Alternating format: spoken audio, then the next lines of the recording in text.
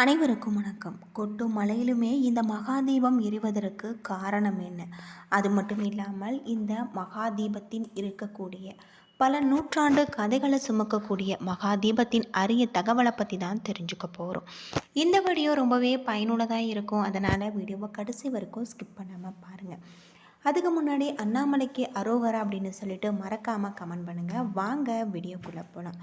தமிழ்நாட்டில் கார்த்திகை தீப திருவிழாக்களில் திருவண்ணாமலை தீப திருவிழாவும் ஒரு முக்கிய இடம் வகிக்கிறது. இந்த தீப திருவிழாவில் மிக சிறப்பு வாய்ந்தது தான் மகாதீபம். 11 நாட்கள் எரியக்கூடிய இந்த தீபம் கொட்டு மலையிலுமே இந்த தீபம் எரிந்து கொண்டே இருக்கும். தமிழ்நாட்டில் இருக்கக்கூடிய மிகப்பெரிய கோவில்களில் திருவண்ணாமலை அருணாச்சலேஸ்வரர் கோவில் ஒன்று. சுமார் 25 ஏக்கர் பரப்பளவில் பிரம்மாண்டமாக அமைஞ்சிருக்கு. 9 கோபுரங்கள், 6 பிரகாரங்கள், 142 சன்னதிகள், 306 மண்டபங்கள் உள்ளடக்கிய கோவில். சிவகங்கை தீர்த்தம், பிரம்ம தீர்த்தம் என 2 பெருங்குளங்கள் கோவிலின் உள்ளே இருப்பது மிகவும் சிறப்புக்குரிய ஒன்று. இந்த கோவிலில் சோழர் காலம் துவங்கி நாயக்கர் காலம் வரை தொடர்ச்சியாக பல்வேறு மன்னர்களால் கட்டப்பட்டு திருப்பணிகளும் செய்யப்பட்டு வரக்கூடியதாக இருக்குது. 1565 தலைக்கோட்டை போரில் விஜயநகர பேரரசு வீழ்ந்த பிறகு தமிழ்நாட்டை ஆண்டு வந்த நாயக்கர்கள் சுதந்திர மன்னர்கள் ஆனார்கள். அந்த காலகட்டத்தில் திருவண்ணாமலை அண்ணாமலையார் கோவில் பெருமளவில் மேம்படுத்தப்பட்டு நீண்ட மதில், ராஜகோபுரம், அழகு மிகுந்த சிற்பங்கள் உருவாக்கப்பட்டது. திருவண்ணாமலையின் மீது ஏற்றப்பட்ட கார்த்திகை தீபம் எழுதப்பட்ட வரலாறு எதுவும் கிடையாது. ஆனால் இந்த கார்த்திகை தீப திருநாள் மிகவும் முக்கியமான நாளாக கருதப்படுது. இந்த கோவிலில் ஏற்றப்படும் இந்த மகாதீபம் தொடர்ந்து 11 நாட்கள் எரிந்து கொண்டே இருப்பது மிகவும் ஆச்சரியத்தை ஏற்படுத்தக்கூடியதாகும். அது மட்டும் இல்லாமல் எவ்வளவு மழை பெய்ந்தாலுமே இந்த தீபம் அணைவதே கிடையாது. நினைத்தாலே முக்தி தரக்கூடிய திருத்தலம் திருவண்ணாமலை அருணாச்சலேஸ்வரர் கோவில்.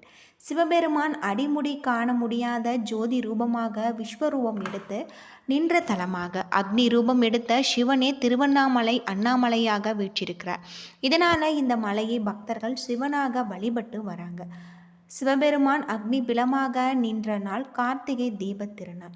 ஒவ்வொரு ஆண்டுமே திருவண்ணாமலையில் கார்த்திகை தீப திருவிழா விமர்சையாக நடைபெறும். அந்த வகையில் இந்த ஆண்டு கார்த்திகை தீப திருவிழா 24ஆம் தேதி கொடியேற்றத்துடன் நடைபெற்றது. தினமும் விநாயகர், சந்திரசேகர் வீதி உலாவும், இரவுல பஞ்சமூர்த்தி வீதி உலாவும் நடைபெற்றது. இந்த விழாவின் சிகர நிகழ்ச்சியான மகாதீபம் ஏற்றும் நிகழ்வு நேற்று நடைபெற்றது. மாலையில் மகாதீபத்திற்கு பயன்படுத்தப்படும் தீப கொப்பரை எடுத்து செல்லப்பட்டு நேற்று தீபம் ஏற்றப்பட்டது. இந்த மகாதீபத்தை முன்னிட்டு அதிகாலையில் கோவில்களும் நடை திறக்கப்பட்டு பஞ்சமூர்த்திகளுக்கு சிறப்பு அபிஷேகம், அலங்காரம் செஞ்சதாகவும் சொல்லப்படுது.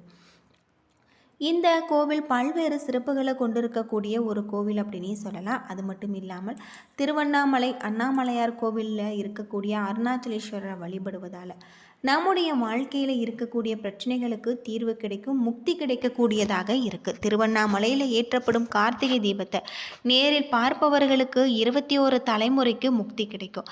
திருவண்ணாமலை தீபத்தன்று மலையை பார்த்து நமச்சிவாயா சொன்னால் அந்த மந்திரத்தை 3 கோடி முறை உச்சரித்த புண்ணியம் நமக்கு கிடைக்கும்.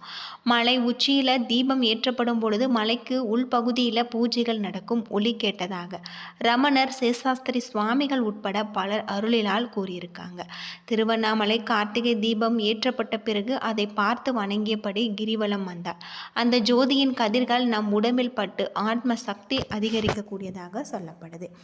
தீப திருநாளில் 5 முறை கிரிவலம் வந்தால் அவர்கள் எவ்வளவு பெரிய பாவம் செஞ்சிருந்தாலுமே அவற்றில் இருந்து முழுமையாக விமோச்சனம் கிடைக்கும் என புராணங்களில் சொல்லப்பட்டிருக்கு. மலை மீது தீபம் ஏற்றப்படும் பொழுது தீபம் மங்கள ஜோதி நமோ எனும் மந்திரத்தை நம்ம பாடலையும் பாடி உச்சரிப்பது நம்முடைய வாழ்க்கையில் மங்களங்கள் பெருகும். இந்த கார்த்திகை தீபத்துக்கு 3வது நாள் மலையை பஞ்சமூர்த்திகளும் வலம் வருவது சிறப்பானதாக இருக்குது. தீபத்தை காண சித்தர்கள் வருவாங்க என்பதும் நம்பிக்கை. அப்படி வரும் சித்தர்கள் மலை உச்சியில் தீபம் ஏற்றும் கொப்பரையை நெய்யில் சக்தி வாய்ந்த மூலிகை தைலங்களை சேர்த்து விடுவதாக சொல்லப்படுது.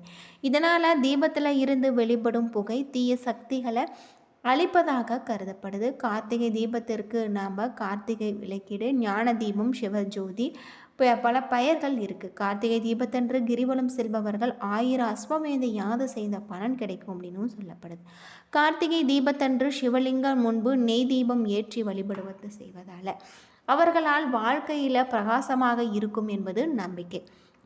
கார்த்திகை தீபம் ஏற்றப்படும் காட்சியை நேரில் பார்த்து வழிபடுவர்களுக்கு சகல தானம் கொடுப்பதால் நன்மை கிடைக்கும், புண்ணியங்கள் கிடைக்கும் அப்படின்னும் சொல்லப்படுது. திருவண்ணாமலையின் மலை உச்சியில் தீபம் ஏற்ற பயன்படுத்தப்படும் தீபக்கொப்பரை சுமார் 2000 லிட்டர் பிடிக்கும் எனவும் சொல்லப்படுது. மலை உச்சியில் ஏற்றப்படும் தீபத்தை சுமார் 20 கிலோமீட்டர் தொலைவில் இருப்பவர்களுமே தரிசிக்க முடியும். இந்த தீபம் சுமார் 11 நாட்கள் தொடர்ந்து எரியும் அப்படின்னும் சொல்லப்பட்டிருக்கு. கார்த்திகை தீப திருவிழாவை முன்னிட்டு பரணி தீபம், அண்ணாமலையார் தீபம், விஷ்ணு தீபம், நாட்டு கார்த்திகை தீபம், தோட்ட கார்த்திகை தீபம் என 5 வகையான தீபங்கள் ஏற்றப்படும். சிவபெருமான் கார்த்திகை தீப திருநாளில் அக்னியில் நடனம் ஆடுவதே ஐதீகம். இந்த நடனத்துக்கு முக்தி நடனம் எனவும் பெயர். கார்த்திகை தீபத்தன்று ஆலயங்களில் சொக்கப்பனை கொளுத்துவாங்க. ஆனால் திருவண்ணாமலையில் சொக்கப்பனை கொளுத்தும் பழக்கம் இல்லை. கார்த்திகை தீப நாளில் மலை மீது தீபம் காண முடியாதவர்கள் தீப தரிசனத்தை நேரில் அதை நினைத்தாலேயே அதற்குரிய பலன்கள் கிடைக்கும் அப்படின்னும் சொல்லப்பட்டிருக்கு. கார்த்திகை தீபத்தன்று அதிகாலை திருவண்ணாமலை கோவிலில் பரணி நட்சத்திரத்து நேரத்தில் ஏற்றப்படும் பரணி தீபத்தை அங்குள்ள சொர்ண பைரவர் சன்னதியில் வைத்து விடுவாங்க. பிறகு மாலையில் அதை தான் மலை உச்சிக்கு எடுத்து சென்று தீபத்தை ஏற்றுவாங்க. திருவண்ணாமலை மலை உச்சியில் தீபம் ஏற்றப்பட்டதுமே நாம் வணங்கினால் பாவம் நீங்கி பிறவி பிணியை அகற்க வல்லது என்பது ஐதீகமாக இருக்குது. திருவண்ணாமலையில் தீபம் ஏற்றப்பட்டதும் அண்ணாமலைக்கு அரோகரா என்று பக்தர்கள் முழக்கமிடுவாங்க.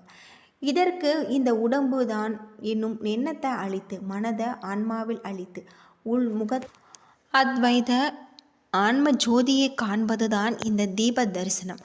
ரமண மகரிஷி தெரிவித்திருக்காங்க. பஞ்சபூத தலங்களில் இது நெருப்புக்குரிய தலம். இங்கு மலையே இறைவனின் சொரூபமாக இருக்குது. திருவண்ணாமலை ஆலயத்தில் மிக பிரம்மாண்டமாக 3 மணிகள் இருக்குது. இதில் 2 மணிகள் அண்ணாமலையார் சன்னதி மண்டபத்தில் உள்ளது. மற்றொரு மணி உண்ணாமலை அம்மன் சன்னதியில் கட்டப்பட்டிருக்கு. இந்த 3 மணிகளுமே அடிக்கும் பொழுது அதன் சத்தம் நீண்ட தொலைவுக்கு கேட்கும். இந்த 3 மணிகளுமே நூற்றாண்டை கடந்தவை என்பது குறிப்பிடத்தக்கது. சக்தியும் சிவமும் ஒன்றே என்ற உண்மையை பிருகு முனிவருக்கு உணர வைத்த சிவன் அர்த்தநாரீஸ்வரர் வடிவம் எடுத்த பெருமையை உடைய தலமாக இந்த திருவண்ணாமலை கோவில் அமைஞ்சிருக்கு அப்படின்னு சொல்லலாம். இங்கே அண்ணாமலையாரை தரிசனம் செய்வதன் மூலம் நம்முடைய வாழ்க்கையில் இருக்கக்கூடிய அனைத்து விதமான பாவங்களும் தீரும் அப்படின்னும் சொல்லப்படுது. அது மட்டும் இல்லாமல் அண்ணாமலையாரை தரிசிப்பதால் நாம் செய்த பாவங்கள் அனைத்துக்குமே மிகப்பெரிய தீர்வு கிடைச்சிருக்கு அப்படின்னே சொல்லலாம்.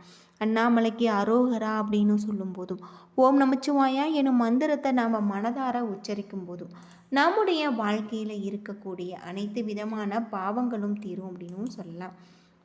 தமிழ்நாடு முழுவதுமே பரவலாக மழை பெய்து வருது. சில இடங்களில் இடைவெளி இல்லாமல் தொடர் மழை பெய்து வருவதால் திருவண்ணாமலையில் கார்த்திகை தீபத்திற்கு கிரிவலம் செல்ல வேண்டும். மலை மீது ஏற்றப்படும் ஜீப ஜோதியை நாம் தரிசிக்க வேண்டும் என்று பலருமே விருப்பப்பட்டு இருப்பாங்க. இந்த வானியல் காரணமாக கார்த்திகை தீப திருநாளன்று மகா தீபத்தை தரிசனம் செய்யாதவர் இதுபோல செய்து வருவதன் மூலம் அவர்களுடைய வாழ்க்கையில் இருக்கக்கூடிய அனைத்து விதமான பாவங்களும் தீரும் அப்படின்னு சொல்லப்படுது. ஓம் நமச்சிவாயா என்னும் மந்திரத்தை மனதார உச்சரித்து வருவதன் மூலம் உங்களுடைய வாழ்க்கையில் இருக்கக்கூடிய அனைத்து விதமான பிரச்சனைகளுக்குமே நல்ல ஒரு தீர்வு கிடைக்கும் அப்படின்னு சொல்லலாம். கார்த்திகை மாதத்தில் ஏற்றப்படும் இந்த மகா தீப தரிசனம் கோடி புண்ணியங்களை கொடுக்கக்கூடியது. அதனாலேயே கார்த்திகை தீப திருவிழாவில் நாம் கார்த்திகை மாத பௌர்ணமி அன்று கிரிவலம் செல்வதும் சகல ஐஸ்வர்யங்களும் பெற்று சரும் அப்படின்னும் சொல்லப்பட்டிருக்கு. என்ன நண்பர்களே, இந்த வீடியோ உங்களுக்கு பயனுள்ள ஒரு தகவலை தந்திருக்கும்னு நினைக்கிறேன். வீடியோ பிடிச்சிருந்தா லைக் பண்ணுங்கள், ஷேர் பண்ணுங்கள், கமெண்ட் பண்ணுங்கள். இது போல் தகவலை தெரிஞ்சுக்க நம்ம சேனலை மறக்காமல் சப்ஸ்கிரைப் பண்ணிவிடுங்க. அதுக்கு முன்னாடி ஓம் நமச்சிவாயா எனும் மந்திரத்தையும் நீங்கள் மறக்காமல் கமெண்ட் பண்ணுங்கள். நன்றி நண்பர்களே.